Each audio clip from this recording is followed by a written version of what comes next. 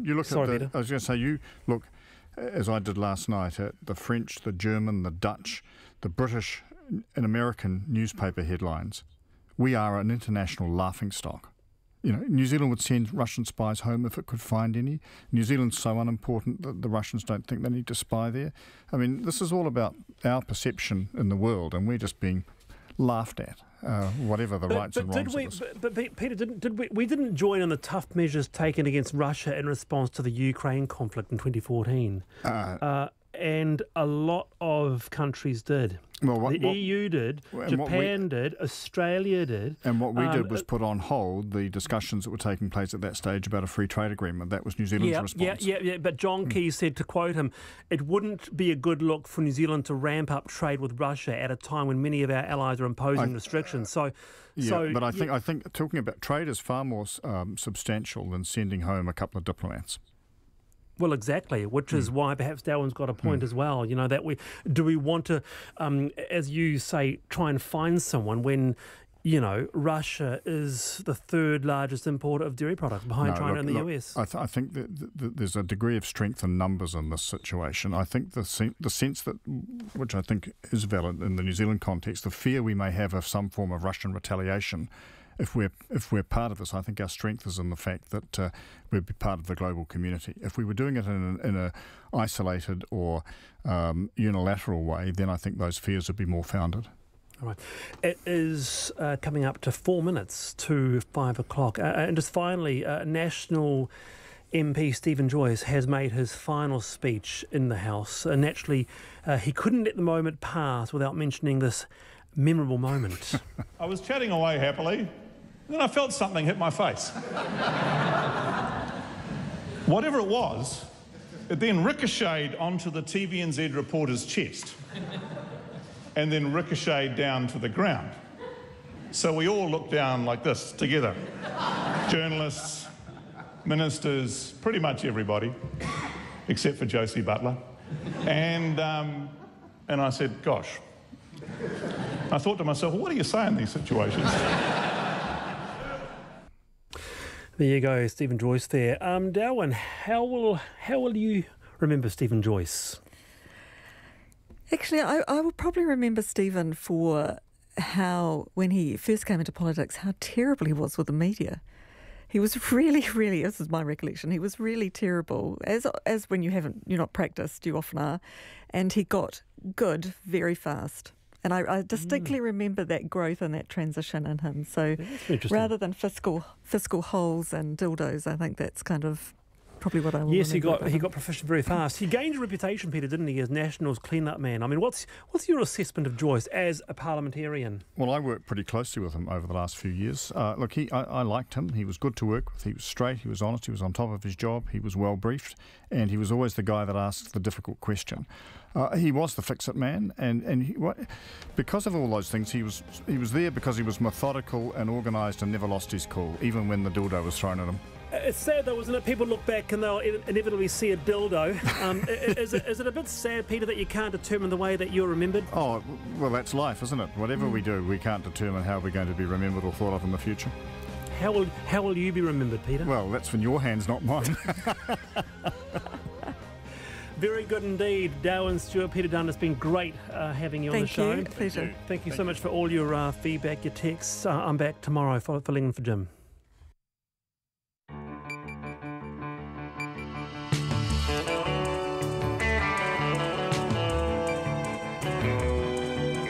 Toti mai rai o hoa mai he kōrero kei te haere he kaupapa kei te karawhiua. Tonight on Checkpoint, 3 of the country's 20 DHBs, 3 of them tell Checkpoint they'll need $4.3 billion in capital expenditure to play catch-up. We look at how much CapEx is required and we look at why the DHBs have been so silent about how much money they need. The Broadcasting Minister, Clare Curran, says she has no intention of resigning amid ongoing pressure over a meeting that resulted in the shock resignation of Carol Hirschfeld. A gun safety kit for under 5s, which includes targets, a toy licence and a cardboard gun safe, comes under scrutiny from early childhood teachers. The Prime Minister asked for official advice on whether any people of Russian origin should be refused entry to New Zealand, and Joseph Parker fronts the media. RNZ News at 5. Kia ora, good afternoon. Ko Katrina Batanaho. The Foreign Minister Winston Peters says he's been advised by the Security Intelligence Service that there is Russian intelligence activity in New Zealand. Countries including Canada, Australia, the United States and EU and Eastern European nations have joined the UK in expelling dozens of Russian diplomats and declared intelligence staff. In Parliament this afternoon, Mr Peters said he and the Prime Minister had been advised by the SIS that there were no individuals in New Zealand fitting the profile of those being expelled by other countries. But here's the real point. The NZSIS advises it is aware of Russian intelligence activity in New Zealand, and where it has seen appropriate action is taken. Winston Peters. Meanwhile, the Prime Minister has asked for official advice on whether there are any people of Russian origin who should be the subject of visa exclusions for New Zealand. An Auckland man could face life in prison without any possibility of parole under current law after being convicted of murdering his girlfriend. Tiriarangi Tai was found guilty at the High Court in Auckland today. Tai shot 22-year-old Chosen Koreheke with a double-barrelled shotgun at their home in Pakuranga in April last year. Her family says their focus is now on her two young children. A spokesperson, Mike Tuiliili, says it's been a distressing 12 months for the Koreheke whānau. Thank you for your prayers and your messages of love and support. We ask for continued privacy at this time as the family continues their focus to accommodate for the needs of Chosen's two young children. A Koreheke family spokesperson, Mike Tuiliili. Tai has already had his first strike warning for previous convictions. The law says he now faces life without parole unless the judge finds that to be manifestly unjust. Early childhood teachers say there's no need for a gun safety kit that's been developed for preschoolers.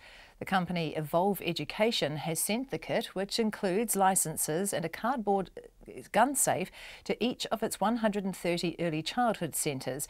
Our education correspondent John Gerritsen reports. The kit says teaching children to respect toy guns will help them respect real guns later in life. Early childhood teachers told RNZ News they have always set rules around children's play with pretend guns and often use licences as a way of ensuring safe play. But they say a kit dedicated to the issue is unnecessary. However, gun safety consultant Mike Spray praised the resource, saying it complied with key safety rules, such as never pointing a firearm at another person and locking firearms away when they're not in use. Ko John Gerritsen tēnei. The Broadcasting Minister has apologised to the Prime Minister for initially failing to disclose a meeting with the former RNZ Head of News, Carol Hirschfeld. Ms Hirschfeld has resigned after repeatedly misleading the RNZ Chief Executive about the nature of the meeting, which she had said was a chance encounter. Ms Curran had to correct a response to parliamentary question. Sorry, it took my button away. Ms Curran had to correct a response to a parliamentary question in which she did not initially declare the meeting, believing it to be of an informal nature. Jacinda Ardern this afternoon said she'd received an apology from Ms Curran for that. Ms Ardern also says after checking the rules she's satisfied there's been no breach of the Cabinet Manual. Facebook says it's disappointed the New Zealand Privacy Commissioner has asked it to provide access to a year's worth of users' private data. Earlier today, the Privacy Commissioner announced Facebook is not complying with the Privacy Act. Katie Scotcher reports. The Commissioner says Facebook refused to give a New Zealand complainant access to personal information held on the accounts of several other users. Facebook claims it's outside the Privacy Act and does not have to comply with the Commissioner's request to review the information requested by the complainant. A Facebook spokesperson says after being asked to provide access to private information belonging to several people, it's now being criticised for protecting their privacy by not handing it over. She says the company closely examines all requests to disclose personal data, particularly the contents of private messages, and will challenge those that are overly broad. Ko Katie Scotcher tēnei. Rugby fans say losing the broadcast rights to the Rugby World Cup next year would be a massive blow to Sky Television. The company was told overnight that it was not the preferred bidder for the New Zealand broadcasting rights for next year's tournament.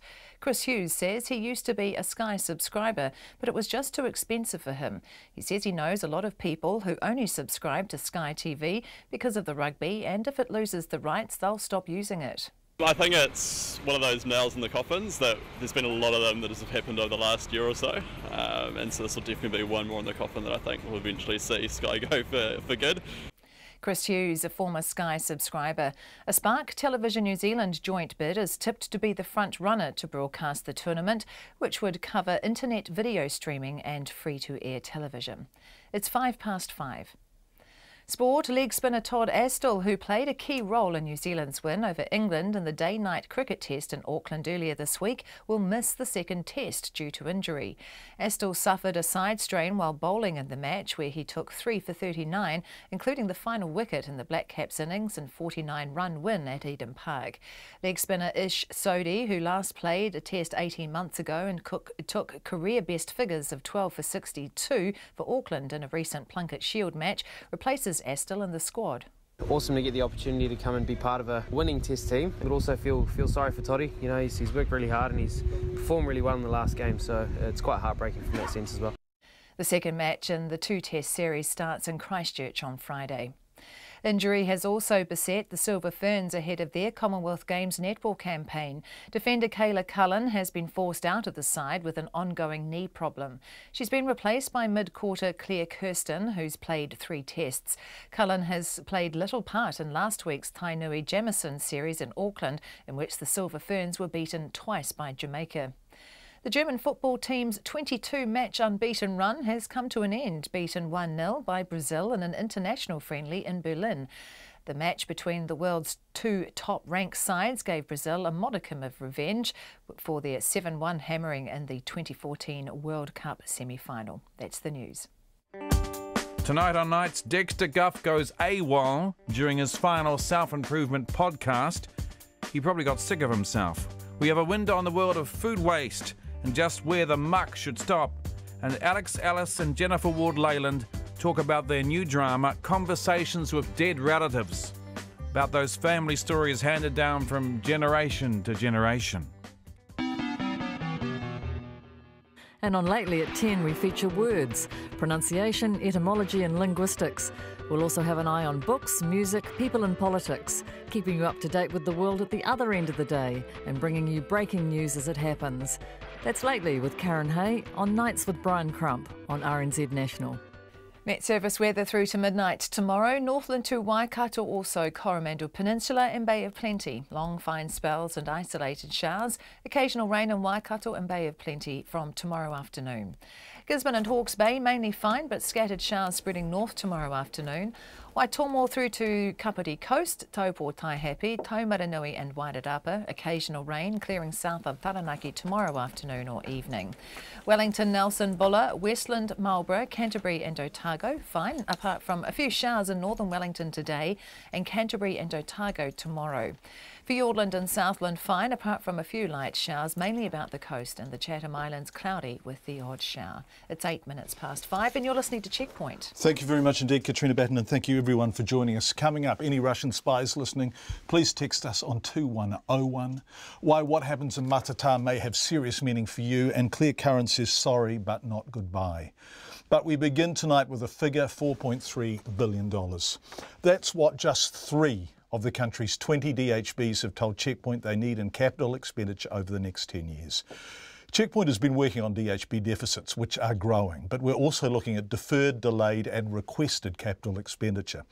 And this came to a very public head in the form of those rotting buildings, buildings with asbestos and buildings with potentially dangerous moulds at the county's Manukau DHB. Today, one senior DHB insider told Checkpoint so much capital expenditure is required just to play catch-up that it's become the health system's secret crisis. But why is it secret? Why haven't DHBs blown the whistle on how bad things have become? Tonight, a man who's represented the country's 20 DHBs answers that question with surprising frankness. But we begin this Checkpoint investigation with the cost of catching up. The cost of remediation is going to be at least the same as what it would cost to build a new building. How much are we talking about here? In the order of $1.6 billion. Dr. Gloria Johnson on Checkpoint last night. $1.6 billion at the county's Manukau DHB. We asked the Auckland DHB just up the southern motorway and received a reply in writing. Auckland DHB currently has a major business case being prepared to remediate issues with our building services and infrastructure at both the Auckland and Green Lane sites, which is expected to cost approximately $980 million over the next 10 years. We asked Canterbury, in our second largest city, and also received a reply in writing. In response to your question regarding our planned capital expenditure over the next 10 years, Canterbury DHB's 10-year capital plan includes spending of approximately $1.8 billion. So, counties Manukau, Auckland, Canterbury, just 3 of 20 DHBs, total required $4.3 billion. And remember, that's capital expenditure, not operational. We're a former chair of the national DHB body. Wants you to know the country's health boards have been trying to get blood out of a stone. And that they've, by and large, reached the point where there simply are no more savings that can be made. There are no more reductions in spending that can be made without a reduction in services. And part of the dilemma that DHBs have is you're not allowed to say that. You have to make it all sound as though we're becoming more efficient constantly and all of these changes are for the good of the community. That's Peter Glensaw, whose DHB board experience is considerable. I'm a former member and chair of the Hutt Valley District Health Board. I'm a former deputy chair of Capital and Coast District Health Board, and I'm a former chair of the national collective of district health boards called DHPNZ. And Peter Glensaw echoes what Dr Gloria Johnson told us last night and what the Waikato DHB told us last year and what DHB after DHB has told us off the record. Well, what happened over the last government's term was that the explicit instructions from central government became more and more specific, more and more pointed. And so when you were faced with a financial pressure, you spent the money on the areas the government had determined were the highest priority. You either held or even cut back some of the other areas, and the whole notion of the health system as a total system began to dissipate. People have been telling us this for many months now, but most of them were too afraid to actually give interviews. If the job of DHBs is to represent the community in the big picture of public health, why were so many so quiet for so long? What was the response when flags were raised? You are there to do the government's bidding, which is true. If you're appointed, you are appointed by the minister at the minister's grace and favour, which is true. If you don't like it and you can't do it, then you need to move on. It was that explicit? I believe so. Some of this is on the record in limited terms, most strikingly perhaps last year when the acting chair of the Canterbury DHB threatened, and I quote, significant service cuts of unprecedented scale would be the result of the government not approving its deficit. Treasury almost characterised the DHB as recalcitrant, selecting appointed board members for special attention, consistent with what Peter Glensaw told us, and saying, appointed board members have not been able or willing to get the management team and clinicians to adopt adequate management disciplines. A source at the Canterbury DHB told Checkpoint there was an expectation appointed board members would toe the line and get the DHB staff to do likewise. 9 months later, the DHB CEO, David Mates, is more diplomatic. We came under significant pressure regarding the deficit. But the board was very clear in terms of the rationale and the requirements if we were going to continue to sustain services at existing levels. In fact, you were so clear that you said there would be cuts of an unprecedented scale. Well, your chairman did, Mark Solomon, right? There would be cuts of an unprecedented scale if the deficit wasn't accepted. That is correct. And the kickback from the ministry, the minister and Treasury was? We've had some ongoing, frank conversations. Frank conversations. Bill Rosenberg, the economist who forensically crunches the numbers on vote health for the CTU, says by and large appointed board members have buckled under the pressure to deliver on fiscal targets, even when it meant so-called efficiencies that staff across the DHB opposed. This has been relentless pressure, and some DHBs have got government observers sitting on their boards. Some have even been put into, the boards have been dismissed, and they've put in effectively the administrators, such as Southern DHB, when they did not make a surplus. So there is this relentless pressure to make a surplus, and we think of DHBs as at least partly democratic institutions that we elect once every 3 years, but really the dominant force on these has been through Treasury, the Ministry of Health, and the ministerial appointments on those boards. But the DHBs have to work with the government and the Ministry and Treasury and appointed board members, because this is public money, public health. Let's return to Canterbury. The challenge that we have is that we're still to start on the major earthquake repairs on the Christchurch campus site. Yes, you heard David Mates correctly. 7 years after the earthquakes, that work is yet to be done. Now, in part, that's because clinical services can't vacate premises required for repairs until there's somewhere else to go. Hospitals can't close, they have to keep working. A new acute services facility is nearing completion, then they can make room for repairs to take place. But Canterbury, like Auckland and Counties Manukau, needs more beds, and the repairs, whilst expensive, aren't it. And I think the challenge that we've got is the new capacity coming on does not actually add any additional capacity over and above what we had pre-earthquake. So you are spending $1.8 billion over 10 years. You have new buildings already springing up, and you were saying that you won't have a greater capacity than you had in 2011. No, we won't. So Canterbury will be rebuilt, but will still be short of beds. Counties Manukau has rotting buildings. Auckland is short of beds. $4.3 billion of capex is being sought just there. 3 of 20 DHBs. And Bill Rosenberg says all this was happening while the DHBs were officially in surplus. By putting off, sweeping under the carpet, the needs of tomorrow for future governments and indeed future generations to somehow pay the bills for. Now, the pressure that came on DHBs as a result was huge. Peter Glensaw, who sat at board tables and represented boards nationally, has witnessed it firsthand. It may have looked like it was working, he says, but it wasn't. And whatever the new health minister does, he must allow DHBs to speak truth to power, not to stay silent as buildings rot.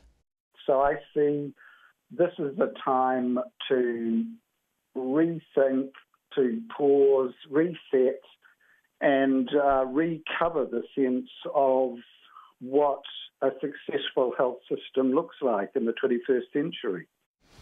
Peter Glensaw, the Health Minister David Clark declined to be interviewed today. He is meeting with the chairman of the Counties Manukau District Health Board tomorrow. We hope to speak to him and or the chairman after that meeting. The previous Health Minister, Jonathan Coleman, refused to be interviewed, as he has done for some time now. The Broadcasting Minister is standing her ground amid ongoing pressure over a meeting that resulted in the shock resignation of RNZ's head of news, Carol Hirschfeld. Clare Curran says she has no intention of resigning as Broadcasting Minister, despite National accusing her of a cover-up. She's released a series of text messages between her and Carol Hirschfeld as they arranged the meeting, which she says is the only information about communication between them held by her office. Here's our political editor, Jane Patterson. Carol Hirschfeld resigned after repeatedly misleading RNZ's chief executive about the nature of the December 5th meeting at a central Wellington cafe. She told them the breakfast meeting with the minister, who would normally communicate with the state-owned broadcaster through the chairman of the board or the chief executive, was coincidental when in fact it was planned. Clare Curran's also come under pressure after initially failing to disclose the meeting in response to parliamentary questions last December. She corrected her response but later told Parliament it was not declared, as she had viewed it as an informal discussion. Ms Curran denies any cover-up. I think I've been really open about what happened, how it happened. I've just released the texts between myself and Ms Hirschfeld. The text messages revealed Clare Curran contacted Carol Hirschfeld on November the 3rd last year, saying she was keen to catch up. A series of messages went back and forth over a number of weeks as the two tried to arrange a time. On November the 23rd, they agreed to meet on the 5th of December at 8:15 in the morning at Astoria Cafe. Clare Curran says there's no reason for her to resign. It was a meeting that I didn't consider inappropriate at the time. It wasn't a secret meeting, and once I'd corrected my answer in Parliament, I don't think there's actually any other issues. The Prime Minister Jacinda Ardern says she's checked whether Ms Curran has broken Cabinet rules. Minister Curran has not been in breach of it in the meeting that she had with Carol Hirschfeld, and there has not been a breach here of the Cabinet Manual. Equally, in general, ministers do meet with individuals who work in Crown entities from time to time. But Ms Ardern says she's received an apology from her minister. For the lack of transparency from the very beginning around the fact that the meeting occurred and the fact that it was not included in that original written question. It should have been. There is no question of that. The Minister acknowledges that and has apologised. Nationals leader Simon Bridges says Clare Curran should not be let off the hook, as several questions remain. Really that go to what the meeting is about and why effectively a very misleading picture was presented both by Carol Hirschfeld and also by Clare Curran to RNZ, and I would argue, although it depends on what the Prime Minister was asking, to the Prime Minister. He pursued that line of questioning a short time later in Parliament. Was the Prime Minister advised whether funding for Radio New Zealand was discussed at the meeting? If so, what was said? Mr Speaker, as I said yesterday and again today, very much what the Minister, I'm advised, discussed was what's already in the public domain. For instance, the Labour Party's policy in particular around RNZ Plus is free and available for everyone to see. Labour wants to create RNZ Plus with $38 million of extra money for public broadcasting to be allocated by the Public Media Funding Commission. Ms Curran told reporters today she and Carol Hirschfeld had high-level discussions at the meeting about the future of the media, RNZ funding and the government's plans for broadcasting. She says she was not reconsidering the RNZ Plus policy or the approach the government intends to take. The chairman of the RNZ board, Richard Griffin, advised both Ms Curran and the National MP Jonathan Young, who chairs Parliament's Economic Development, Science and Innovation Select Committee, that there would be an announcement about Ms Hirschfeld's resignation on Tuesday morning. He says he also contacted the National MP Melissa Lee a few minutes before the announcement as a courtesy, as she had been asking the questions. From Parliament for Checkpoint, Jane Patterson. It's 23 minutes past 5. Just before we move on, LG, which used to be called Lucky Gold Star when I was a kid, has dumped their sponsorship or not renewed their sponsorship of Australian cricketer, vice-captain and, of course, complicit in the ball tampering, David Warner. Sydney Morning Herald reporting one of the first commercial casualties of the cricket ball tampering scandal has been confirmed, with the electronics company LG saying it would not continue its sponsorship of David Warner. A gun safety kit for under 5-year-olds has come under scrutiny from early childhood teachers. Gun Safe for Kids teaches children to respect toy guns today so they can respect real guns tomorrow, and includes targets, licences and a cardboard gun safe. The company Evolve Education developed the kit and has sent a copy to each of its 130 early childhood centres. Early childhood teachers say it's a gimmick and the company has gone too far. Our education correspondent John Gerritsen filed this report. Small children have long pretended to play with guns. Pew, pew, pew, pew.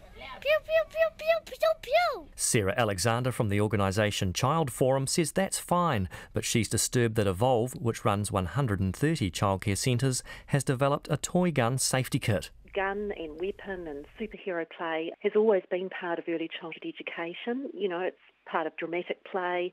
But Evolve in producing or endorsing this program is kind of taking it to a different level. They're saying that they're pro-gun, and this is the first early childhood education organisation to take this particular stance. Amanda Colston from Whānau Manaaki, which runs kindergartens in the Wellington region, says teachers might issue licences and talk about gun safety with children when it comes up, but a standardised kit is not helpful. You run the risk of giving confusing messages to children that hadn't maybe even thought about it.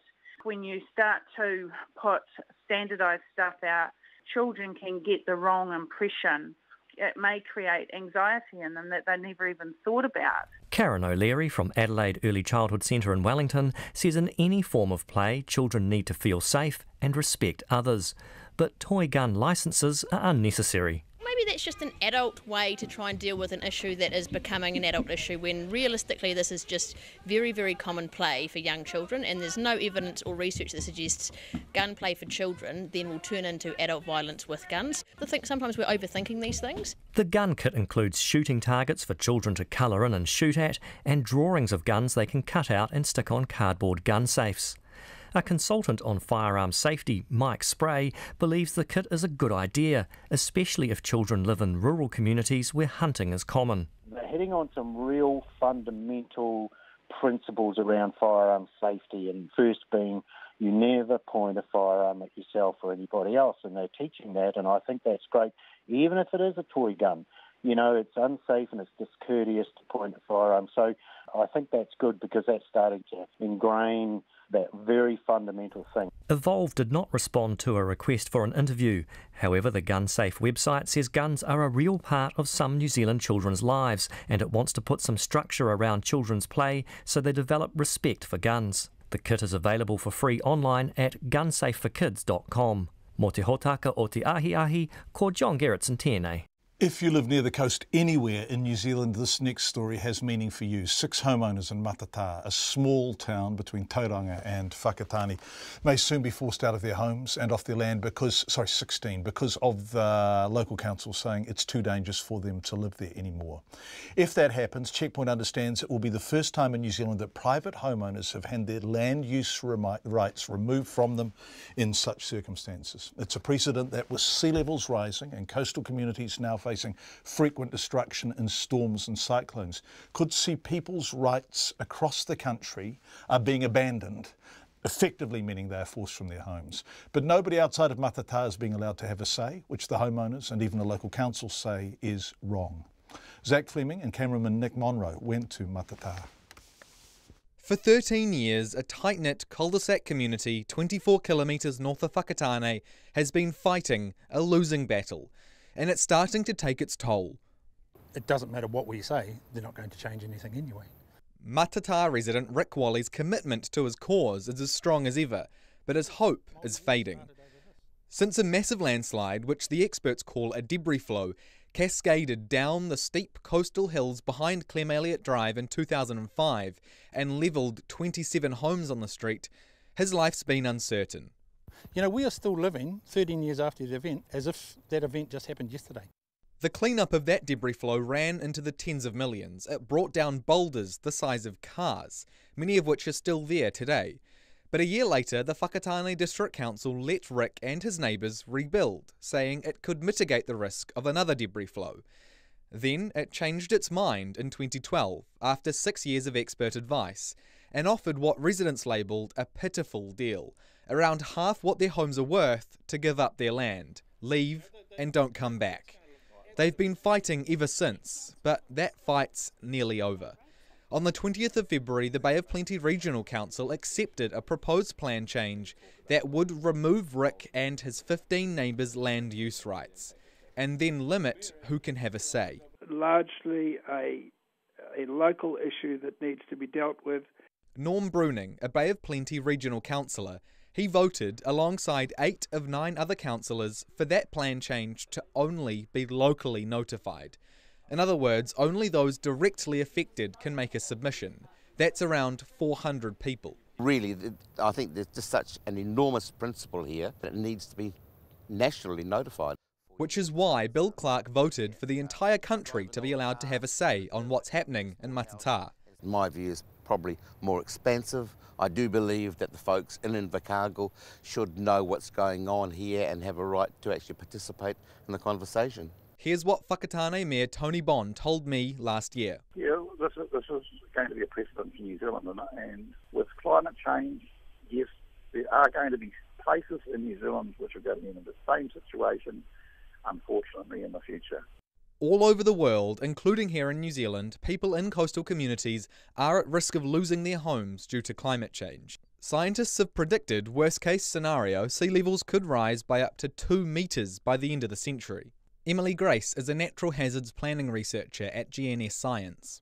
I'm leading a research project that examines how to manage existing uses in hazard areas under the RMA. She says the Matata situation is unique, so it's not a case of yes, this will make it possible to remove other people's land use rights, but... This is really the first time the RMA and the tools within it have been used in this type of manner, so to extinguish existing use rights in order to try and reduce risk.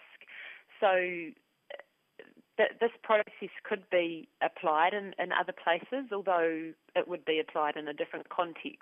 Put simpler, it will be an example that all councils refer to when they're considering similar issues. Bay of Plenty regional councillors were given advice that what's happening in Matata will set a precedent. And the sole disadvantage listed for limited notification? Those with an interest in the wider principle, for example people on the West Coast, will not have the opportunity to make submissions. Norm Bruning says he voted solely for what's best for Matata. And would it have been helpful for the rest of the country, politics and everything to be involved? I don't think it would have been helpful to these people. Despite the wide-reaching impact Matata could have on the rest of New Zealand, the central government doesn't want a bar of it. The Whakatane District Council asked the Minister for the Environment, David Parker, to visit last December. Minister Parker didn't want to. His office passed that request onto the local government minister, Nanaia Mahuta. Minister Mahuta's yet to visit, and her office didn't respond to requests for comment. Minister Parker declined to be interviewed, but said in a statement that there's nothing legally he can do for Matata, but limited notifications are being looked at in the RMA review later this year. I think the people in Coromandel who are going to look like they may lose their homes should have a say in what happens, because it is going to affect them. It is not just a Matata problem, it is nationwide. The removal of RIC's land use rights involves a plan change at regional and district level, and the Whakatane District Council is yet to decide whether its change will be limited. So there's still hope, but little faith. And we can't see any end of the tunnel at present, because we have no relationship or trusting relationship with the council. Everything that they do affects us significantly. Our homes, our lives, financially, socially, physically, spiritually, everything. Despite the wealth of expert advice to the contrary, the residents believe the risk of another debris flow can be mitigated, perhaps by an early warning system. If the plan change goes through, it'll go to an independent commissioner. If they sign off, Rick and his neighbours will have a March 2021 eviction date, which they say they'll fight all the way to the Environment Court. People say to me, well, why don't you just take the money and run, and go and live your life? But the trouble is, for the rest of your life, you'll be kicking yourself and saying, I should have fought. And you'll never be closure. For Checkpoint, Zach Fleming.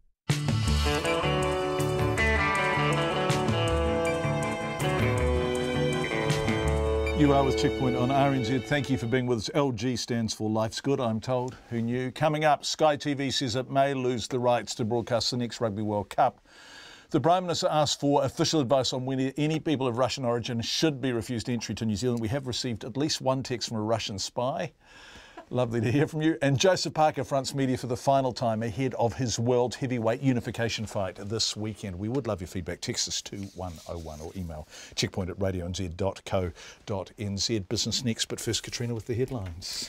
The Foreign Minister Winston Peters says he's been advised by the Security Intelligence Service that there is Russian intelligence activity in New Zealand. His comment follows the expulsion of dozens of Russian diplomats from Western countries after the nerve agent poisoning of a former Russian spy and his daughter in southern England. The Prime Minister Jacinda Ardern has also asked for official advice on whether there are any Russians who should be refused entry to New Zealand. The Broadcasting Minister has apologised to the Prime Minister for initially failing to disclose a meeting with the former RNZ Head of News Carol Hirschfeld. Ms Hirschfeld resigned suddenly yesterday after repeatedly misleading the RNZ Chief Executive about the nature of the meeting. Jacinda Ardern says she's satisfied there's been no breach of the Cabinet manual. An Auckland man could face life in prison without any possibility of parole under current law after being convicted of murdering his girlfriend. Turiarangi Tai was found guilty at the High Court in Auckland today. Tai shot 22-year-old Chosen Koreheke with a double-barrelled shotgun at their home in Pakuranga in April last year.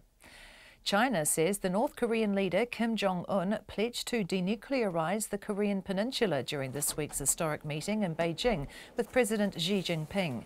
After 2 days of speculation, China and North Korea have both confirmed that Mr. Kim has visited Beijing in what China's news agency is calling an unofficial visit. The White House in Washington says China has briefed the American president on the visit. The main highway to the far north has reopened 5 days after part of the road was washed away. A 20-metre hole north of Kaitaia cut the only public road to the northern tip of the country.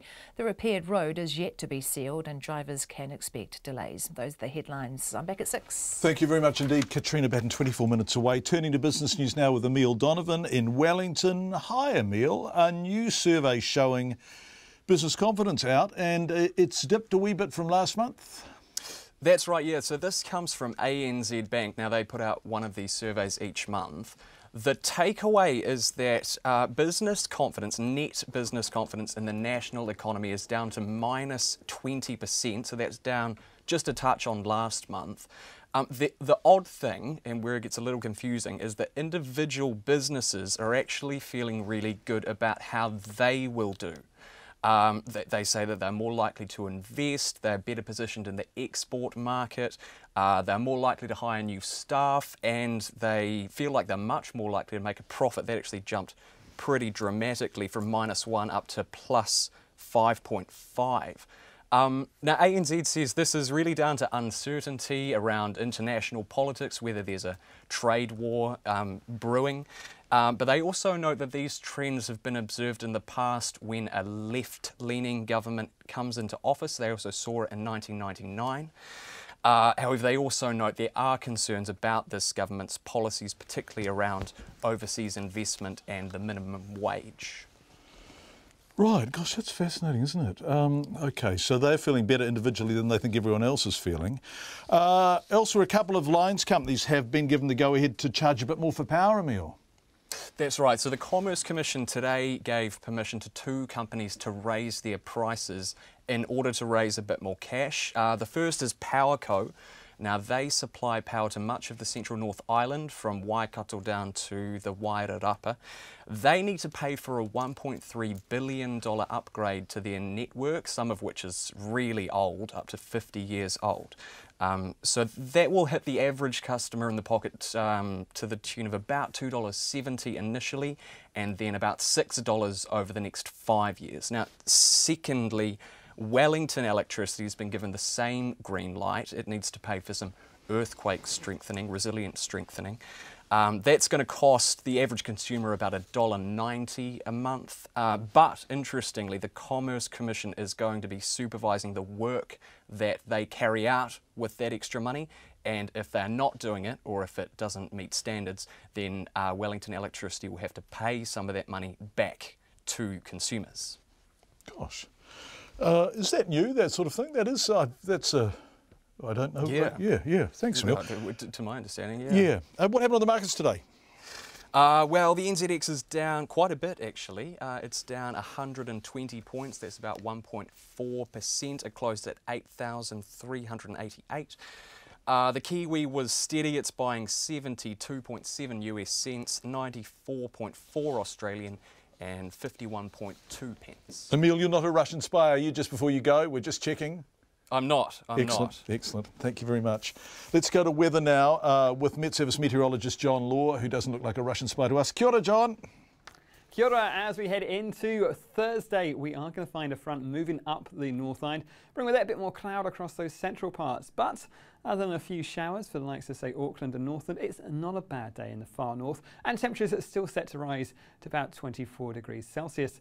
But we are going to find that rain creeps northwards as we go through the daytime across the North Island, with one or two heavier falls possible out towards the Bay of Plenty and up in towards Taupo and Rotorua as we go through in towards the afternoon. Down south towards Wellington, it's a dry looking day and some decent spells of sunshine. A bit of early morning rain around the likes of the Kapiti coast, but that should pull away and move northwards as we head through the afternoon. And we will find a few showers moving up that eastern coast as well for the likes of Hawke's Bay and up in towards Gisborne.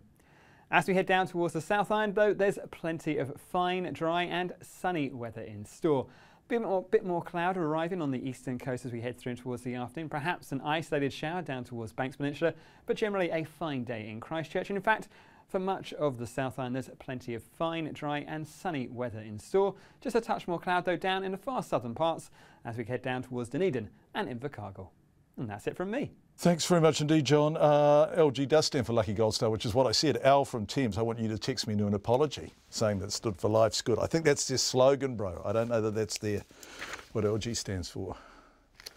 The Prime Minister asked for official advice on whether there are any people of Russian origin who should be refused entry to New Zealand. We have heard from an 11-year-old who's spying on his neighbours.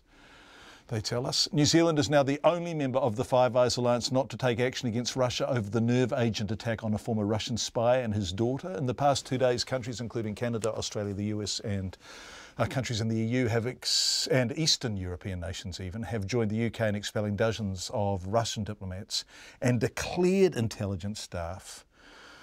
Here's our Deputy Political Editor, Chris Bramwell. Jacinda Ardern says she got advice from the Security Intelligence Service that New Zealand does not have any undeclared Russian intelligence officers here, so she says the country does not have any to expel.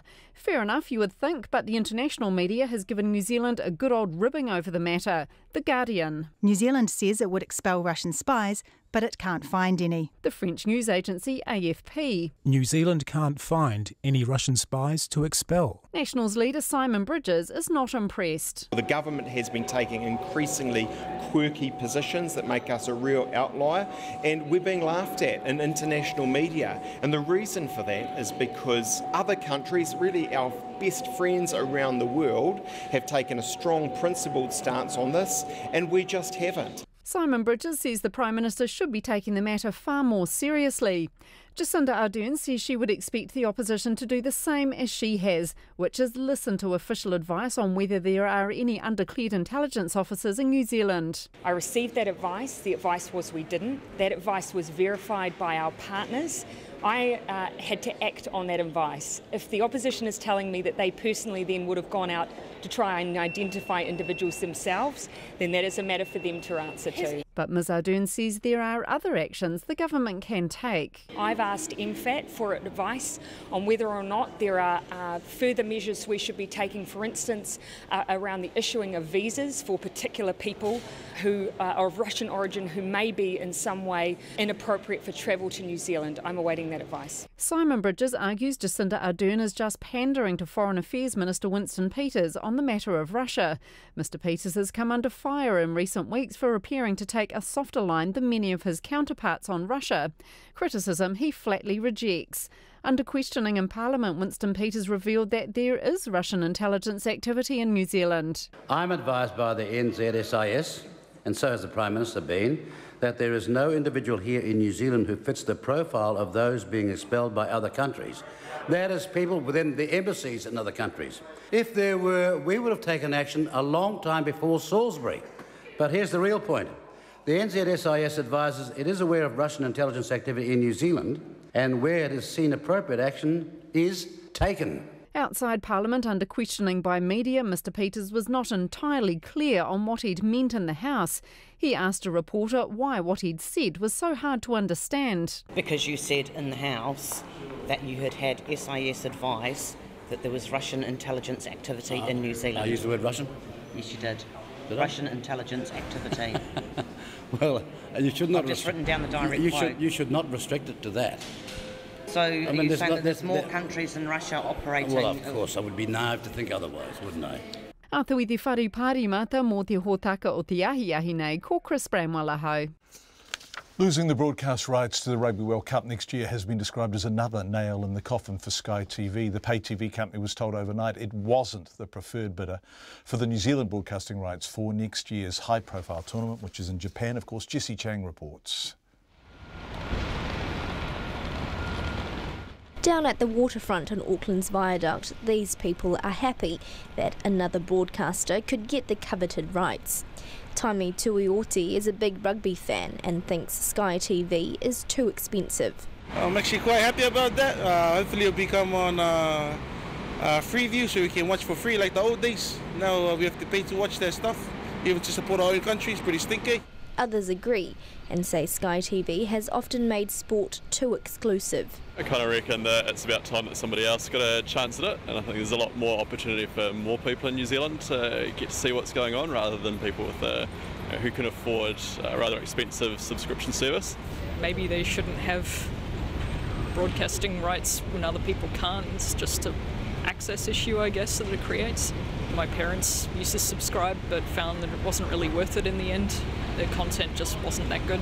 Well, I feel like people that can't afford to get Sky, it's a bit unfair not watching being unable to watch your national sport. Another sports fan, Chris Hughes, says he knows a lot of people who only subscribe to Sky TV because of the rugby, and if it loses the rights, he thinks they'll stop using it. I think it's one of those nails in the coffins that there's been a lot of them that have happened over the last year or so, and so this will definitely be one more in the coffin that I think will eventually see Sky go for good.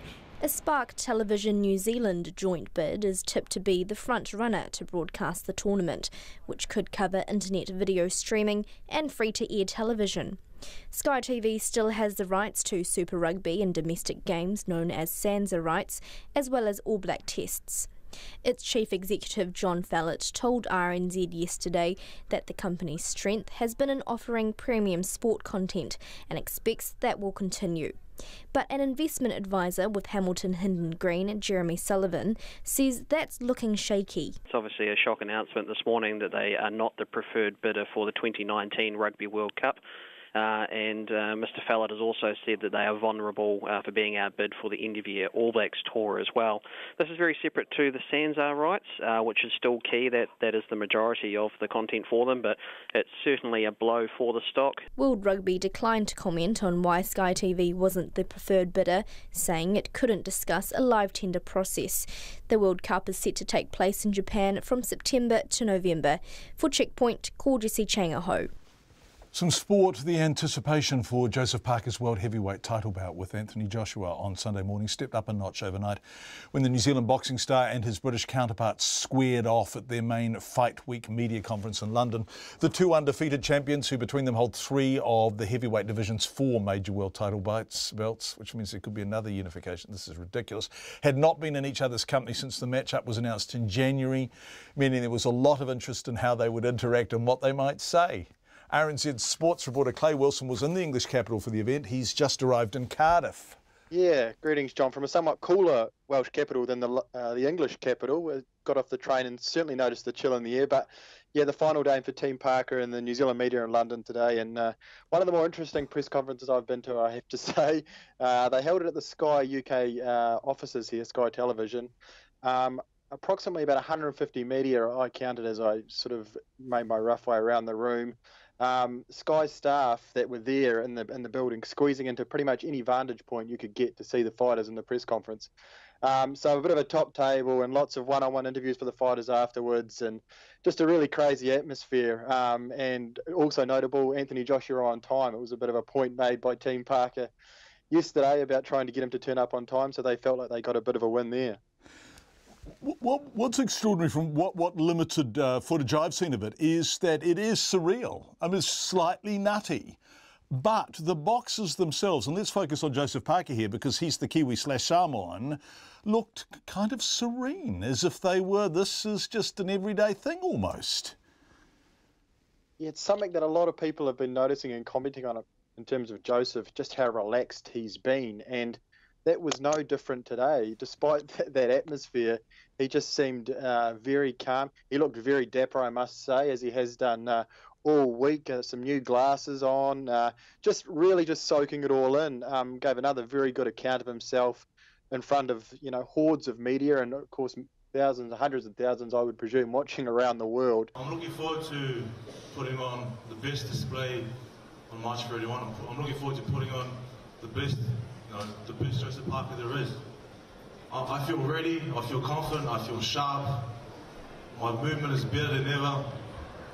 Now I'm taking those belts back to New Zealand and Samoa. I'm dangerous because I'm confident and because I'm calm and I'm relaxed. I mean, I think personally that an angry fighter is a fighter who doesn't really think properly of what they're going to do. So if he's angry, it might work for him, it might not work for him. But I'm never angry and I'm always relaxed and calm. So I think that's the best way of approaching a fight. And I feel it's worked for me for the past 24, and I'm sure it'll work for me for this one. That's Joseph Parker, who I think is pretty known to many of our listeners and viewers because he is a local boy. But boy, oh boy, I'm really looking at Anthony Joshua, not being much of a boxing fan for the first time, and he is a magnificent creature, isn't he? And he looks frighteningly big and fit. Tell me about his mood. How confident is he and his camp, Clay? Yeah, very, with good reason, I must say. And it's the first time you mentioned his physical prowess. It's the first time I've been up close today, and I can attest that it's just as impressive in person, perhaps more so than it is from far away. But he was equally relaxed and confident. There's been a lot spoken about, especially from the Parker camp, about the fact he may be a bit ruffled, but he seemed pretty relaxed and gave a lot of one-on-one interviews afterwards as well. It was interesting to perhaps note that there was a couple of stare downs on the stage, and I'm not sure why they did too, but on both occasions, Joseph Parker actually held on for longer, and it was Anthony Joshua that pulled away first. So it's an often done thing in boxing, and I guess you can read into that what you will. The stare down, of course, is a beautiful part of the pre-bout, the pre-fight ritual. Another part of it, sacred almost, is that both camps predicting they're going to win. Were the predictions as good as we'd hoped they'd be? I guess boxers, athletes in general, are reasonably confident, but boxers in particular, and both fighters were certainly pretty confident about their chances at the weekend. Joseph Parker certainly confident in his chances, and Joshua, it was put to him at the top table what he thought was going to happen, and this is what he had to say. Okay, in terms of preparation and so on and so forth, that's like 99%. But then you've got the 1%. That are very important, and in terms of boxing at the arena before, boxing in front of it, they're the 1%. But in terms of like the occasion it is, when you're matched with someone in terms of ability, those small adjustments make a big difference. Like it's like a race. Milliseconds is the difference between gold and silver. So these little things I think will play in my favour for sure. It doesn't mean I'm going to win and it's going to be easy, but I think it does play in my favour. And Parker can only prepare for it the best way possible because he hasn't experienced it. I'm definitely preparing for a 12-round fight, 110%, which isn't a problem to go the distance. But let's say I got 20 quid in my pocket and I'm looking at Joseph Parker and Anthony Joshua. I believe Anthony Joshua, myself, will knock Joseph Parker out for sure. Boy, the fight is approaching, and it's really not possible to overstate, I don't think, Clay, although you're there, so disabuse me of this notion, the extent to which Joshua is the favourite, the local boy. They love him there, and the question is not whether he's going to win it, but really when he's going to win it. What do you think of all of this? Yeah, they're certainly still confident, but I would say there is a sense among some coming around that this is not so much of a foregone conclusion as perhaps they might have thought. Joseph Parker's obviously been very confident and looking very good, lean and sleek. So that's maybe got them thinking. Actually, I've been speaking to several members of the British media who are giving Joseph Parker a lot more of a chance than the bookies certainly are. Joshua himself actually today and yesterday speaking about the possibility of losing, and it's not something we've heard a lot out of him. So I think, it all creates interest, I guess, but I mean, nothing really matters. Once they step inside the ring, the talking's done. So just a few more days to wait and we'll see what happens. That's our sports reporter, Clay Wilson, who is there for the fight. Extraordinary hype preceding it in the UK. It hasn't been as contagious here, but very, very big news over where it's taken place in Cardiff and, of course, across in England. Well, this is a tale guaranteed to melt the hardest of hearts. The story of Bambi, the blind alpaca, who's been left bereft after his brother Charisma was stolen from a property. Derry Flat, just north of Auckland, is where Bambi and Charisma live, or lived, but in the dead of night just over 2 weeks ago, Charisma was pinched. Now, Bambi relies on Charisma to navigate his way around the paddock, and without his brother, he's unable to move around. His plight has made global headlines after the police posted a video of him asking for Charisma to be returned. The police officer was standing beside Bambi, and it's gone off. The alpaca's owner, Jan Lummis, just wants Charisma back, saying Bambi's life depends on it. Charisma's always been very good with him, and if they're together, they're normally always together, and if one moves off, Bambi usually gets up and follows him because he can smell him, obviously, as he walks around, because everything's done on hearing. And so some ratfink has Charisma. Yes, unfortunately. This particular paddock that Charisma was stolen from was by the roadside, so cars were going along. It's only a small lane. It's only the people that live down there. Very quiet road. And we put them in there for approximately 2 weeks, and they're only in there like twice a year because we tend to want to keep them inside. Twice a year they're there, and this particular time I went down, we moved them in there, and about 5 days later I went up to the road paddock to feed them like I normally do, and Charisma was nowhere to be seen. So somebody had opened 3 gates and walked in, and they would have put like a lead. There's like a muzzle that goes over the face, and you tie it up at the back, and they would have led it out of the gate. Because if you don't do that and Charisma doesn't want to go with you, you get a face full of spit, don't you? You do, yes. Which wouldn't be that pleasant. So no. Somebody's either been pretty rough with Charisma, which is a terrible thought, or they know what they're doing and they've brought along the requisite muzzle. And what are the police saying? Because the police video on Facebook is being watched globally. Are they getting reports on any suspects? They have had a few sightings. I have had a sighting down at Levin, believe it or not, down in Wellington area. A lady saw an alpaca in like a truck, and it was from Auckland, and the trailer was from Auckland. So she straight away got onto Facebook and said, "Well, look, I've seen this alpaca," and she did get the registration number. So I believe the police are following up on that now, to see whether or not, that was Charisma, because you're going back like nearly 2 weeks now. And another lady, someone thought they saw him at Flatbush, and another police officer phoned me from that police station and said, "Look, I'm in the paddock right now looking at this alpaca. Can you please tell me what he looks like?" Clearly you love these animals, and clearly Bambi needs Charisma. It's a really mean thing to have done, because Bambi without a guide is in a fairly perilous position. So what would you like to say to the aforementioned ratfink who stole Charisma from you? What's your message? If they're listening to this and they feel guilty about it and they have a conscience and it's not in the freezer already, please bring him back, and if necessary, just put him straight back into the paddock where he was taken from, and nobody will know anything apart from the fact that you have brought him back and you can now sleep. An alpaca amnesty, Katrina was saying that's exactly what it is. It should be pointed out that Bambi is totally blind, basically, and just follows Charisma around the paddock. And where Charisma goes, Bambi goes. And without Charisma, Bambi won't move because Bambi's worried about walking into fences or, well, feels natural trepidation because Bambi has absolutely no idea where anything is. So, if somebody in your neighbourhood is unexpectedly turned up with an alpaca that they haven't previously had before in the last couple of weeks, we do suggest that you don't call 111 because it's obviously not an emergency, but maybe call your community constable tomorrow and we'll try and get Bambi and Charisma reunited. Jan would be delighted.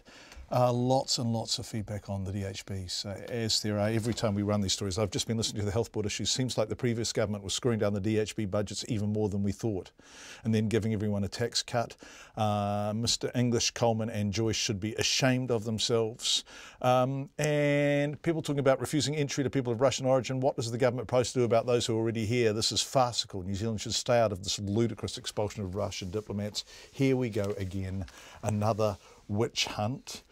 Someone suggesting that they should look at the toilets in Aro Valley, which is, of course, where Bill Such was frequenting. I think that's gone, that building, isn't it? RNZ News at 6. Ngā mihi nui, good evening. Ko Katrina Batten aho. The Foreign Minister Winston Peters says he's been advised by the Security Intelligence Service that there is Russian intelligence activity in New Zealand. Canada, Australia, the United States and EU and Eastern European nations have joined the United Kingdom in expelling dozens of Russian diplomats and declared intelligence staff. The UK alleges Russia is behind the nerve gas poisoning in Salisbury. Here's our Deputy Political Editor, Chris Bramwell. Mr Peters says he and the Prime Minister have been advised by the SIS that there are no individuals in New Zealand fitting the profile of those being expelled by other countries. But he says the SIS also advised him it's aware of Russian intelligence activity in New Zealand and where it's seen appropriate, action is taken. The Prime Minister has asked for official advice on whether there are any Russians who should be refused entry to New Zealand. Atu i te whare pārimata ko Chris Bramwell aho. The family of the 22-year-old woman murdered by her boyfriend says their focus is now on her two young children. Turiarangi Tai was found guilty of murder by a jury at the High Court in Auckland today after a 3-week trial. Tai fatally shot chosen Koreheke with a double-barrelled shotgun at their home in Pakuranga in April last year. A Koreheke family spokesperson, Mike Tuiliili, says it's been a distressing 12 months for the dead woman's whānau. He says the family wants privacy and its focus will now be on Ms Koreheke's two young children. Tai will be sentenced in June and could face a life sentence without parole. The North Korean leader Kim Jong-un has met the Chinese President Xi Jinping in Beijing. Speculation has been rife that Mr Kim was in the Chinese capital after a special train along with heavy security and a large motorcade was seen in the city. The BBC's Stephen McDonald reports that his visit was finally confirmed by Chinese state media today. This will be the first time since he came to power that we can tell that he's left the country. And of course it's crucial now because it's in the lead up to this meeting with Donald Trump and also with his South Korean counterpart, which is likely to happen first. Stephen McDonald says Chinese state media is reporting that Mr Kim told Mr Xi that Pyongyang is committed to denuclearisation. A firearm safety consultant says a gun safety kit for under 5-year-olds is a good idea. The company Evolve Education developed the kit, which includes targets and a cardboard safe for toy guns, and sent it to its 130 early childhood centres. Some early childhood teachers say the resources are necessary and might stifle children's creativity. But consultant Mike Spray says he supports it because it reinforces key points of gun safety. First being, you never point a firearm at yourself or anybody else, and they're teaching that, and I think that's great, even if it is a toy gun. You know, it's unsafe and it's discourteous to point a firearm. So I think that's good because that's starting to ingrain that very fundamental thing. Mike Spray says gun safety is especially important for children who live in rural communities where hunting is common. The government is extending its offer to bring home the remains of soldiers killed and buried overseas. The Defence Force is expected in May to begin repatriating about 30 personnel who were buried in Malaysia and Singapore between 1955 and 1971. The government has agreed to widen that to also include those buried in Fiji, American Samoa, the United Kingdom and South Korea. The Veterans Minister Ron Marks says that will bring the total number of servicemen to about 36. That may go up, it may go down, because some families may choose, and some already have indicated that they do not wish to repatriate their loved one. We have a sense that some who've said no might change their mind once everything starts to happen. Ron Marks says all the remains are expected to be returned by October at a total cost of roughly $7 million. Commercial pilots say all drone operators must be urgently educated about safety to avoid a catastrophic airliner crash. A drone came within 5 metres of an Air New Zealand international flight on its final approach to Auckland Airport on Sunday. The president of the Airline Pilots Association, Tim Robinson, says if a drone was sucked into a jet engine, it could cause the plane to crash. He's calling for mandatory registration of drone operators so that they can be reached and taught about safety. I'm not sure that necessarily these drone operators are aware of the risk, and this is why we're asking for better education first. But clearly, if there's going to be continued breach from some operators blatantly, then yes, we're looking for bigger sentences. The president of the Airline Pilots Association, Tim Robinson. It's 6:05. Sport. The former England cricket captain Bob Willis is urging Cricket Australia not to ban disgraced skipper Steve Smith and teammates David Warner and Cameron Bancroft for lengthy periods. His comments contrast with fellow former English skippers who have delighted in deriding the ball-tampering actions of the Australian team. Smith and Vice-Captain Warner have been sent home from the tour of South Africa, and Willis says stripping them of their leadership roles should be sufficient, as other players found guilty of ball-tampering haven't suffered particularly severe fines or suspensions. Willis has also questioned the role of coach Darren Lehmann in the fiasco. Surely the head coach has to be part of a leadership group of an international cricket team. So I find that almost unbelievable. And I think Lehmann is very lucky to survive. Fallout from the saga has cost Warner financially, with electronics company LG announcing he's been dropped as brand ambassador. The WBO heavyweight boxing champion Joseph Parker says he's done more than enough homework on British boxing star Anthony Joshua and is ready for anything come Sunday morning's unification fight in Cardiff. Parker and Joshua will fight for the WBA, IBF, IBO and WBO world titles. The pair faced off at their final press conference earlier today, and while Parker's confident of his knockout power, he knows he can't take his undefeated opponent for granted at any stage of the fight. In boxing, one punch can change anything. I know that I have the power to knock him out. I know that I have the power to get him hurt. I know that he has the power to do the same thing to me, so it's just a matter of who's going to time it well, who's going to connect first, and who wants it more. Joseph Parker, that's the news. Road warnings. It's people just creeping over the boundaries or just not paying attention for a moment. Those are the things that are killing people more often. Radio interference. Occasionally you would get a call from a minister, you would get rid of them as fast as you could. Russian spies. The way she said it, undeclared agents, simply makes her look silly. The right start to your day. Morning Report with Guy and Espiner and Susie Ferguson, weekdays from 6. Then on 9 to noon, Toyota announces a shake-up of the way it does business here. Is the writing on the wall for car companies? And after 10, Australian neuroscientist Sarah Mackay on how the female brain changes as we get older. Join me, Lynn Freeman, in for Catherine Ryan after Morning Report on RNZ National. Net service weather through to midnight tomorrow, Northland to Waikato, also Coromandel Peninsula and Bay of Plenty. Long fine spells and isolated showers. Occasional rain in Waikato and Bay of Plenty from tomorrow afternoon. Gisborne and Hawke's Bay mainly fine but scattered showers spreading north tomorrow afternoon. Waitomo through to Kapiti Coast, Taupo, Taihape, Taumaranui and Wairarapa. Occasional rain clearing south of Taranaki tomorrow afternoon or evening. Wellington, Nelson, Bulla, Westland, Marlborough, Canterbury Canterbury and Otago. Fine apart from a few showers in northern Wellington today and in Canterbury and Otago tomorrow. For Yortland and Southland, fine apart from a few light showers, mainly about the coast, and for the Chatham Islands, cloudy with the odd shower. It's 6:08 and you're listening to Checkpoint. Thank you very much indeed, Katrina.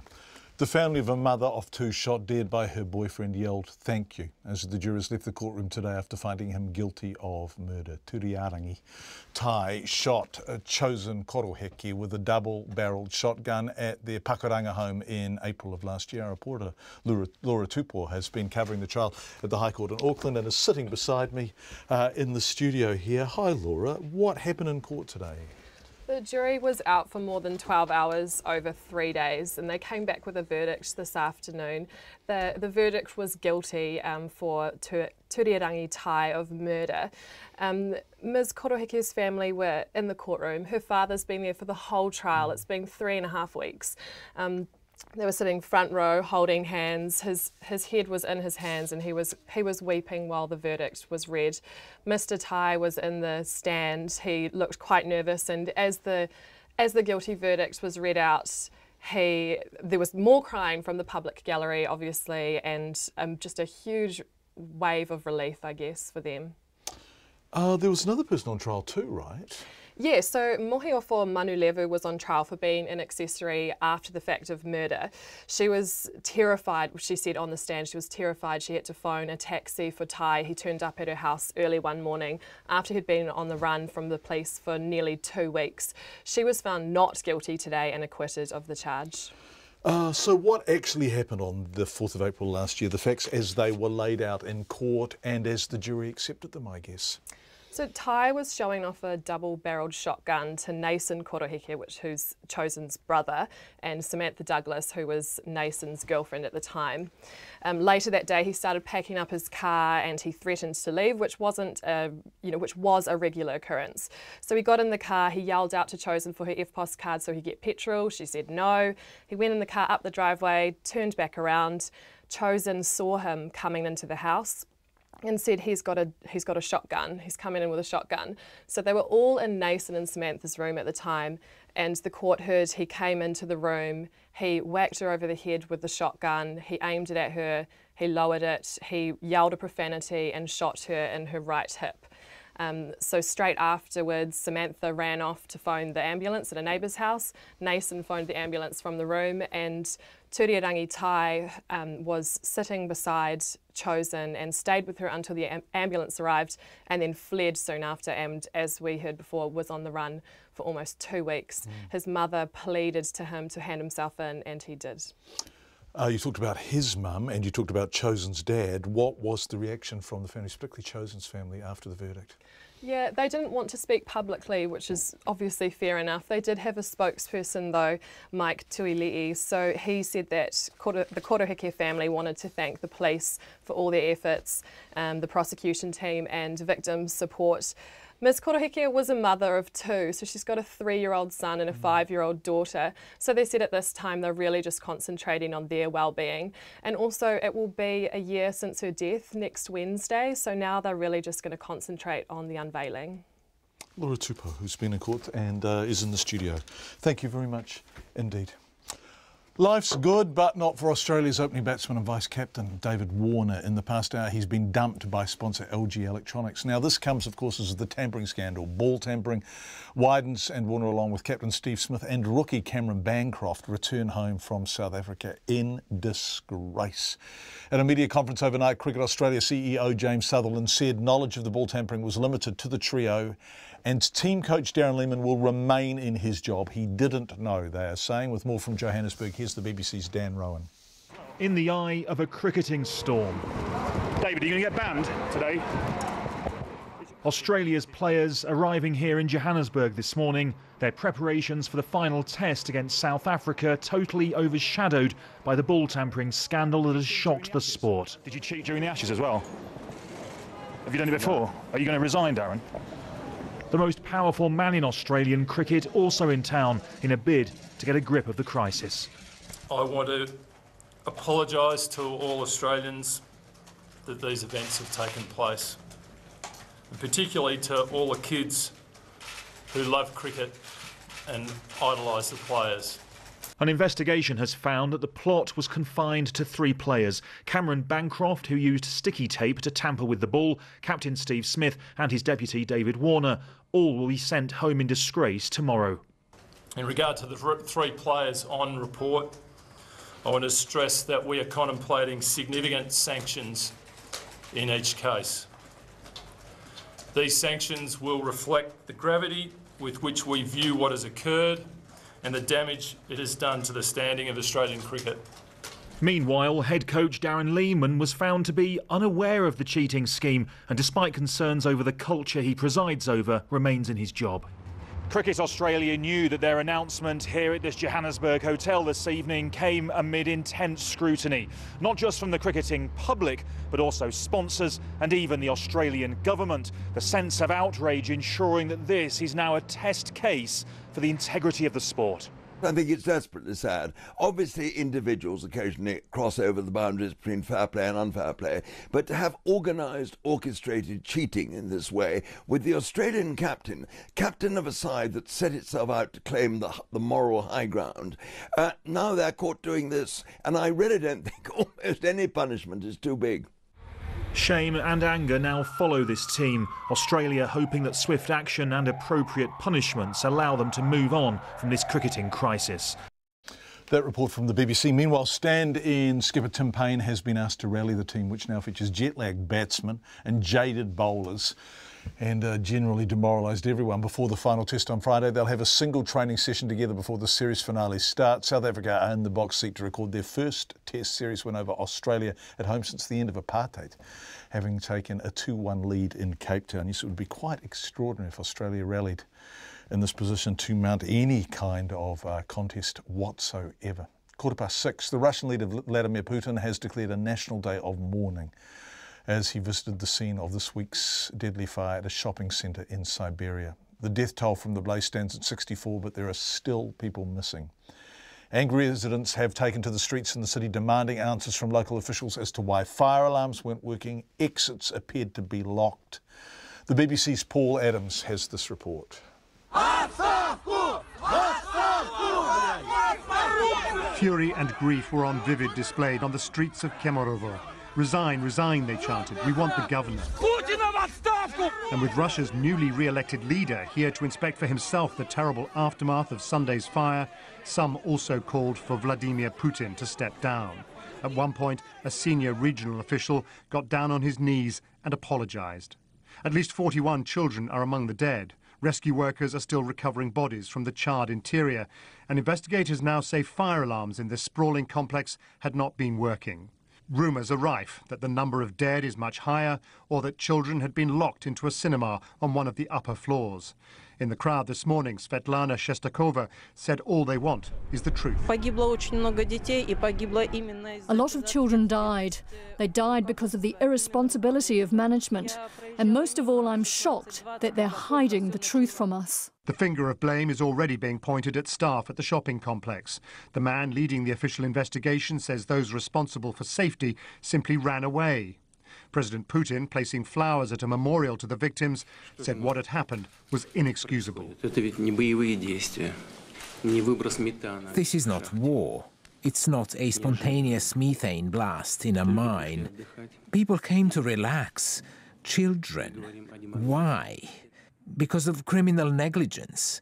Because of slovenliness. Shopping centres like the Winter Cherry in Kemerovo have sprung up all over Russia in recent years, but building regulations are poorly enforced and vulnerable to corruption. A few local heads may roll, but this is not the first tragedy of its kind in Russia in recent years, and it probably won't be the last. It's the BBC's Paul Adams reporting. Home again, the Privacy Commissioner has found that Facebook is not complying with the Privacy Act. The Commissioner, John Edwards, says Facebook refused to give a complainant access to personal information held on the accounts of several other users. His investigations are usually confidential, but he felt compelled to identify Facebook because of its prominence in New Zealand life and its unwillingness to cooperate with the investigation. The social media giant is already in the spotlight after it was revealed data mining company Cambridge Analytica worked for the Trump campaign and obtained data on 50 million Facebook users. Katie Scotcher reports. Facebook told the Commission its operations didn't come under the Privacy Act, and it didn't have to comply with the Commissioner's requests. But Privacy Commissioner John Edwards says Facebook is subject to the Privacy Act. It has the accounts and personal information of 2.5 million New Zealanders. It will tell you where to get a cup of coffee when you get off the plane in Rotorua, and it will tell you where your friends have been in that place. It is an agency that's in New Zealand, so it has to comply with the same rules as every other agency. Mr Edwards says because Facebook ignored his request for information, he was unable to resolve the complaint. The company didn't respond to his decision, but in a statement it said, "We are disappointed that the New Zealand Privacy Commissioner asked us to provide access to a year's worth of private data belonging to several people and then criticised us for protecting their privacy. We scrutinise all requests to disclose personal data, particularly the contents of private messages, and will challenge those that are overly broad." A spokeswoman says they have investigated the complaint but weren't provided with enough detail to fully resolve it. NetSafe New Zealand's Chief Executive Martin Cocker wasn't sure if the Privacy Commissioner could compel Facebook to hand over that sort of information. He says even if they did, it could compromise the safety of other users. Is that conversation about somebody else your private information or their private information? Because if they request everything in your conversation about them, is that reasonable? Is that reasonable or not? If that information is protected because it's your private information rather than theirs, that seems as a reasonable kind of a response. Mr Cocker says outdated privacy principles are struggling to manage the online world effectively. On the streets of Wellington, people had mixed feelings as to whether they should trust Facebook with their information or not. I always turn on the highest of privacy settings that I can. I just know that it uses kind of data to target me for marketing things, and I just don't like that. I don't put anything at all on Facebook that I don't care if the whole world finds out about. Then it doesn't affect me in the slightest. I have a policy where I don't put anything on there that I wouldn't be comfortable with my grandmother seeing. There's been sort of mass data gathering on a sort of mass scale, and we don't really know what they seem to be doing with it. So, yeah, it's a little bit of a worry. This week, Andrew Little's new privacy bill, which is a rewrite of the 1993 Act, will have its first reading. It could allow the Privacy Commissioner to make binding decisions on complaints about access to information and issue compliance notices to companies like Facebook who are found to not be complying with New Zealand law. For Checkpoint, ko Katie Scotchetene. Facebook boss Mark Zuckerberg has agreed to testify before the US Congress in the wake of the data harvesting scandal. The share price has tumbled, investigations, lawsuits have resulted, but Mr Zuckerberg has angered British lawmakers by refusing to appear before British parliamentary committees about the scandal in which the company Cambridge Analytica mined Facebook for political purposes. The BBC's Rory Callan-Jones reports. He's the founder of the social media giant facing its biggest crisis. But Facebook's Mark Zuckerberg doesn't want to talk about it to MPs. He's turned down an invitation to answer questions about data privacy and offered to send one of his senior executives instead. That didn't get a good response. I think it is absolutely astonishing that Mark Zuckerberg is not prepared to submit himself to questioning in front of a parliamentary or congressional hearing, given that these are questions of the fundamental importance and concern to Facebook users. This man was happy to talk to MPs. Christopher Wiley is the whistleblower who's alleged that Cambridge Analytica used Facebook data in its work to elect Donald Trump. But much of his evidence centred on the EU referendum campaign and the way data companies may have been involved. These are the complex links described by Christopher Wiley. He says Cambridge Analytica was closely tied to a Canadian firm, Aggregate IQ, which had access to the Facebook data held by Cambridge Analytica. We know that this firm worked for both the official Vote Leave campaign and got a substantial sum from Believe, a group set up by a young fashion student.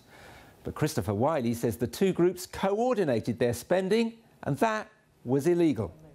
Mr. Wiley said even as a Eurosceptic, this felt wrong to him. And you cannot call yourself a leaver, you cannot call yourself somebody who believes in British law and win by breaking British law in order to achieve that goal. And is that your belief as well, that the law was broken in this? Absolutely, absolutely. Cambridge Analytica said Mr. Wiley left the firm in 2014. Aggregate IQ denies its link to the company. Vote Leave insists it won the referendum campaign fairly and ethically. Meanwhile, one report says Mark Zuckerberg will testify before the US Congress. He may be more comfortable in Washington than Westminster. That report from Rory Kathleen-Jones, who is with the BBC, of course. Well, we were speaking to our man Clay, who's in Cardiff, about the big boxing contest this weekend. Boxing fans will be glued to their television sets this Sunday as Kiwi boxer Kiwi Samoan Joseph Parker battles British counterpart Anthony Joshua for 3 of the 4 major world title belts in the sports heavyweight ranks. So Joseph Parker has 1, Anthony Joshua has 2. This is called a unification bout.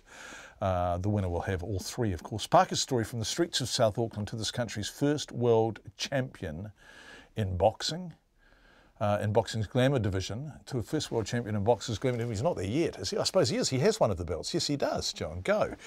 Is well known on these shores. But who is Anthony Joshua? Well, Clay Wilson with more about the physically imposing and popular man who will be standing on the other side of the ring and crossing it towards our Joseph with great purpose in Cardiff. This is great work from Joshua. What fitness, what heart from Klitschko, but the fight has been stopped. Lift off for AJ, a new chapter. In April last year, Anthony Joshua cemented his position as one of world boxing's premier athletes with a dramatic knockout victory over long-time heavyweight champion Vladimir Klitschko. Incredible power, great skill and plenty of heart were all on show. But according to highly regarded BBC boxing correspondent Mike Costello, it is what Joshua displays outside the ring that has elevated him to superstar status. They attach themselves to somebody who they feel is one of them. With Anthony Joshua, it's not the man next door type of appeal, but it is the kind of bloke who talks to anybody, who talks to royalty in the same way that he talks to a young kid walking into his old boxing club in northwest London. And that has really endeared him to the British public. Joshua is not like this by chance. British-born and of Nigerian heritage, he grew up in the humble surrounds of a northwest London housing estate. He excelled in school sport, mainly football and athletics, but began to slip off the rails during his mid-teens. Drinking, smoking and partying became the norm. Boxing got Joshua back on track, and his immense natural talent saw him fast-tracked into the British team preparing for the 2012 Olympics. Later that same year, he slipped again when he was arrested for cannabis possession.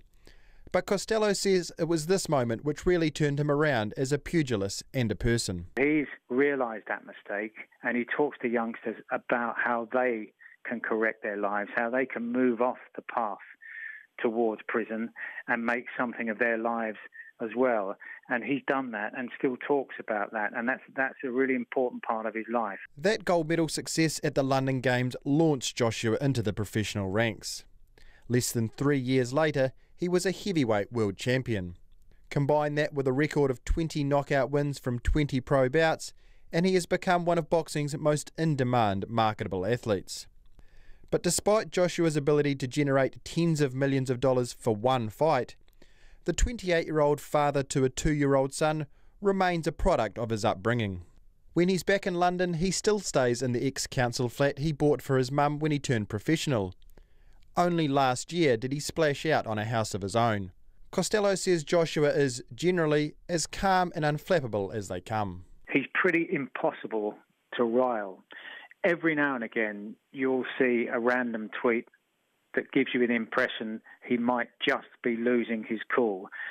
But then he reverts to type. The Joseph Parker camp, through their public criticisms of Joshua, have found a few of those chinks in the Big Brit's armour. Whether that works in Parker's favour come fight night remains to be seen, but it has put him very much on the radar in the UK.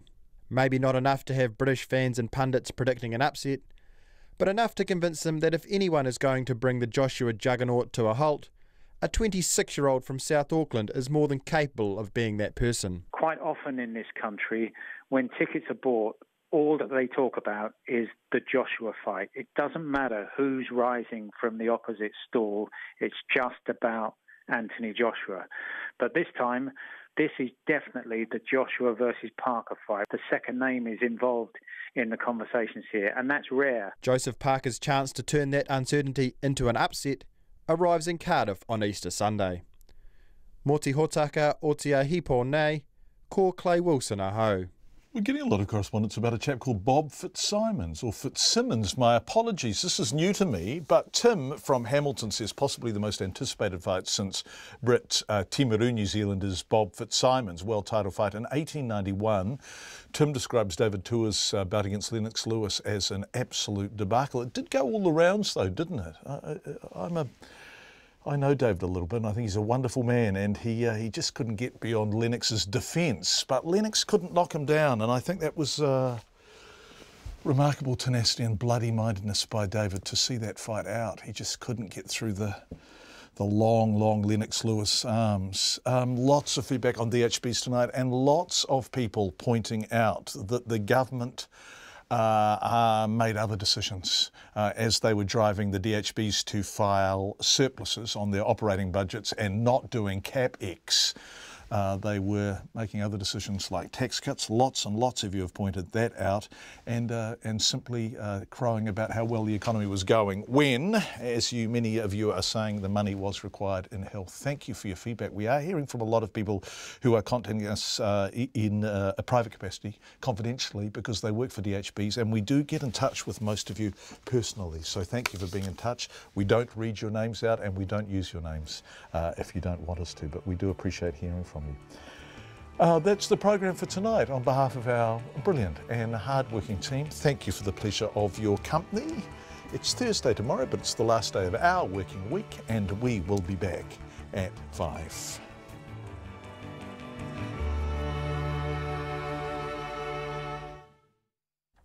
RNZ News headlines at 6:30. The Foreign Minister, Winston Peters, says he's been advised by the SIS that there is Russian intelligence activity in New Zealand. The North Korean leader Kim Jong-un has met the Chinese President Xi Jinping in Beijing and told him Pyongyang is committed to denuclearisation. A 69-year-old hunter reported missing in Fiordland early today has been found safe and well, and an Auckland man, Turia Rangitai, could face life in prison without parole after being convicted of murdering his girlfriend. Our next news and weather is at 7. Tonight on Inside Out, Marion McPartland turns 100, Cannonballs Something Else turns 60, and we check out the Vaughan Roberts Big Band.